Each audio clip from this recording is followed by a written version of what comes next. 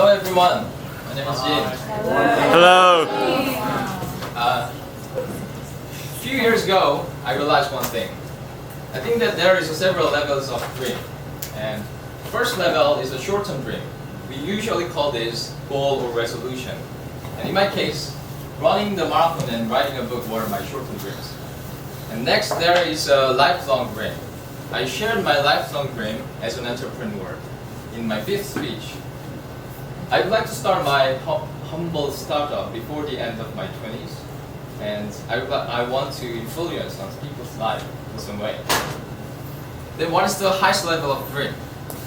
I think there is something higher than a lifelong dream. Someone might call this a calling, which is the reason of living and a dream over a lifelong dream. Today I want to share my calling, crazy calling. This is my calling. Oh.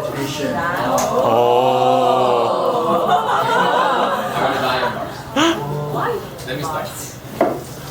Whether you believe it or not, we will be the first generation of multi-planet species. It's not my personal desire, but it's already an ongoing project of several organizations. And I should mention his name first, who is the visionary of Mars Project. Elon Musk, who is the founder of PayPal, Tesla Motors, and SpaceX, is the leader of visionaries who have a dream to change our fate to multi-planet species. With his company, space company, he has proclaimed that he wants to build a colony on Mars.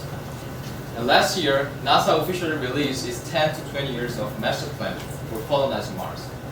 And China, Russia, and India also started their own Mars project. Likewise, being a multi-planet species is not a science fiction anymore. It's already science non-fiction. Then you might think this question: is it possible to live on Mars? Can you breathe in the air? Can you cultivate any kind of food? Well, frankly speaking, we are on the way to find a solution. And scientists gathered the idea that we need to build a dome city at the first stage. Yes, that's true, there are a lot of limitations. But Mars is the most habitable planet in our solar system due to these reasons. It contains water to extract, and this is the most important thing because water is the origin of life. And it isn't too cold or too hot. And there is enough sunlight to use solar panels.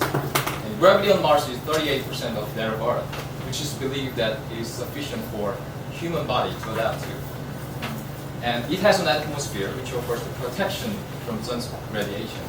And the day and night rhythm is very similar to that of Earth. A Mars day is 24 hours, 39 minutes, 35 seconds. For your information to compare, a moon day is a month. I mean, when you stay in the moon, you can see the sun, and it will continue for a month. And for the last thing, Mars is pretty close from our homeland. It takes only about 7 months. Then, why? Why we have to go to Mars? Why do we spend a lot of money in space when Earth is rife with misery? I don't want to talk about usual reasons that we need the space to inspire people or exploration is human nature. I don't want to talk about those kind of blind optimism, but I want to talk something substantial. Since the Earth is nearly completely explored, our population is exploding and the resources becoming limited. We recognize that our homeland is finite. And throughout the history of Earth, there always have been the event of the extinction, like the extinction of dinosaurs. So I believe that our future and our history will fundamentally go one of two directions.